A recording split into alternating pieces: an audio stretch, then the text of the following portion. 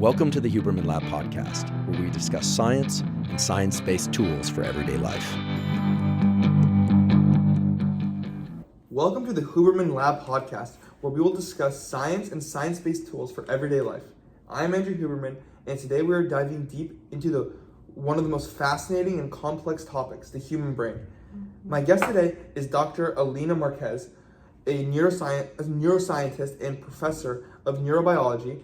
Her research focuses on brain organization, memory, and emotional regulation. Dr. Marquez, welcome. It's great to have you here. Thank you, Andrew. It's a pleasure talking about the brain. It never gets old, literally or figuratively. Let's start at the top. The structure of the brain as a whole. People often hear about the left brain and the right brain, but most don't realize how physically organized the brain actually is. Yes, so the brain can be divided into major regions: the cerebellum, the cerebrum, the diencephalon, and the brainstem, each with very specific roles. Now, the cerebrum is the largest area, and it's what most of us visualize when we picture the brain.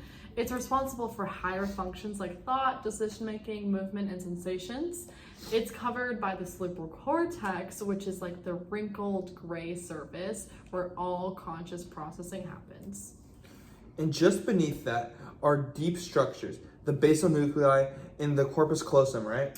Yes, so the basal nuclei or basal ganglia are clusters of gray matter deep in the cerebrum that help coordinate movement, emotion, and learning. And the corpus callosum is a massive fiber tract that's going to connect the right and left hemispheres of the brain to allow constant communication.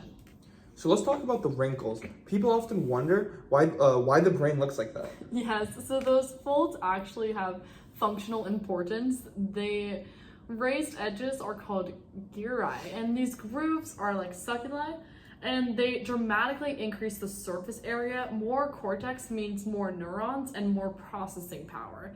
And the longitudinal fissures divide the two hemispheres entirely. That's so fascinating. Now, let's clear up a common misconception: gray matter versus white matter. Yes, so gray matter is where cell bodies or somas are located. That's where computation happens, and white matter, on the other hand, is made up of myelinated axons, which are long fiber tracts that transmit signals between regions. And in the brain, gray matter is mostly on the outside, while white matter is deeper.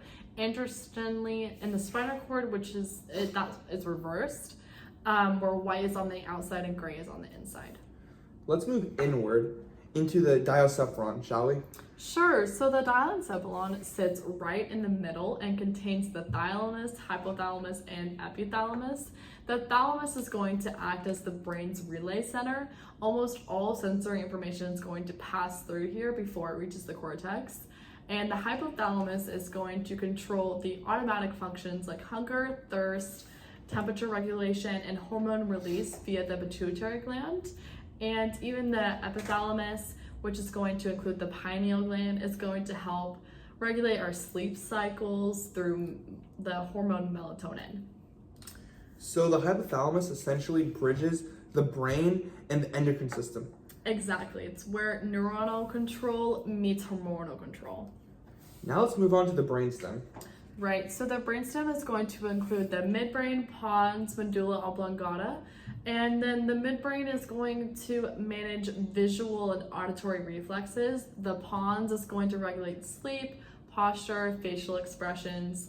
Then the medulla oblongata is located above the spinal cord and handles essential survival functions like heart rate, breathing, and reflexes such as coughing and swallowing. So without the medulla, none of us would even be alive to think about our brains. Exactly, it's like the body's autopilot. And just behind all of that is the cerebellum. Yes, and so the cerebellum is going to coordinate movements, balance, and timing. It also has a deep white matter tracts called arbor vitae, which resemble tree branches and are composed of myelinated nerve fibers that help the cerebellum function. And damage there can cause that drunken walker appearance, right? Yes, it's because of the structure and is involved with the precision and timing of things. Let's talk about how the brain protects itself. Well, we have three protective membranes called meninges. The dura mater is a tough outer layer attached to the skull, and then the arachnoid mater is like a web-like middle layer, and then the pia mater, which is delicate and clinging tightly to the brain. Now, these layers also have cerebrospinal fluid, or CSF, and it's going to cushion the brain and maintain chemical stability, serving as almost a medium for nutrients and gas exchange, and it's going to be continuously produced by the choroid plexus within ventricles drained through their arachnoid villi, so that it's constantly circulating. So let's go over the cranial nerves, because these are the brain's direct highway into the body. So yes, there are 12 pairs of cranial nerves, each with specific sensory or motor roles, from smell, which is olfactory, vision, which is optic, or movement, which is a locomotor, and facial expression, which is going to be the facial nerve. Some are purely sensory, like the vestibular cochlear nerve, which is going to be used for hearing and balance, and others are mixed, like the glossopharyngeal or vagus nerve. Well, what about the other cranial nerves? Well, let's get into it. So the trochlear nerve is going to provide motor function to the superior oblique muscle, and the trigeminal nerve is divided into three sections and predominantly provides facial sensations and muscle mastification. And the abducens nerve is going to provide motor function for lateral rectus muscles. Wow, that's a lot of cranial nerves that just move the eye. Tell me about it. The vestibular cochlear nerve has two branches, one of which is going to help us with our sense of balance, and the other for hearing. And the glossopharyngeal nerve is going to help us control the tongue and the throat, which is in the name. And it's going to help with swallowing, salivation, gagging, and controlling blood pressure. And the vagus nerve, of course, is one we talk about often, a key regulator of parasympathetic tone, affecting heart rate, digestion, and even inflammation. Yes, it's remarkable. It truly connects the brain to the body in a literal sense. And we can't forget the last two cranial nerves, the accessory nerve and the hypoglossal nerve.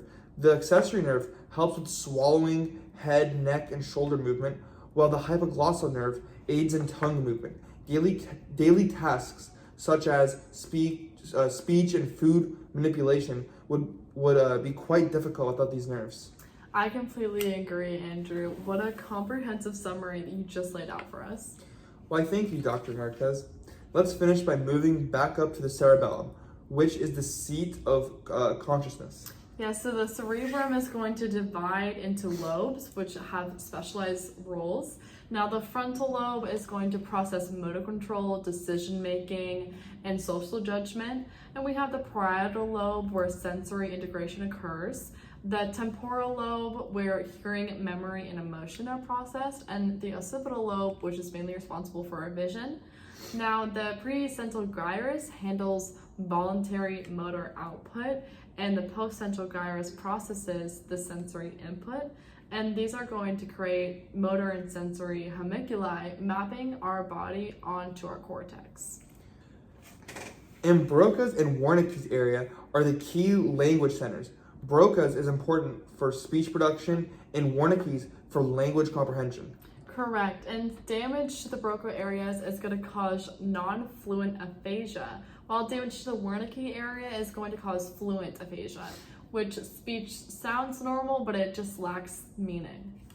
So if we summarize, the brain is not just one organ doing one thing. It's an entire ecosystem of regions consistently communicating, filtering, and fine-tuning our behavior.